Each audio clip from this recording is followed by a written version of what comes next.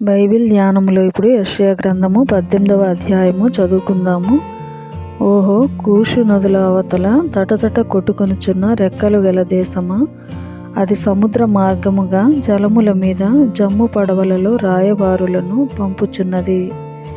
వేగిరపడు దూతలారా, ఎత్తైన వారును నునుపైన చర్మము గలవారునగు జనమునొద్దకు, దూరములోనున్న భీకర జనమునొద్దకు పోవుడి.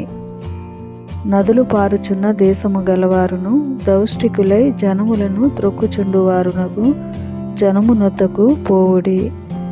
పర్వతముల మీద ఒకడు ధ్వజమెత్తునప్పుడు, లోక నివాసులైన మీరు, భూమి మీద కాపురముండు మీరు చూడుడి. బాకా ఊదునప్పుడు ఆలకించుడి. యెహోవా నాకీలాగు సెలవిచ్చియున్నాడు. ఎండ కాయుచుండగాను, వేసవి కోతకాలమున మేఘములు మంచు కురియుచుండగాను, నేను నిమ్మళించి నా నివాస స్థలమున కనిపెట్టుచుందును.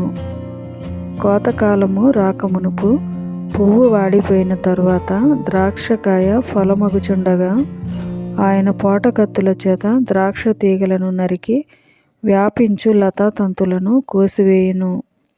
అవి కొండలలోని క్రూర పక్షులకును, భూమి మీదనున్న మృగములకును విడువబడును. వేసవి కాలమున క్రూర పక్షులను, శీతాకాలమున భూమి మీదనున్న మృగములను వాటిని తినును.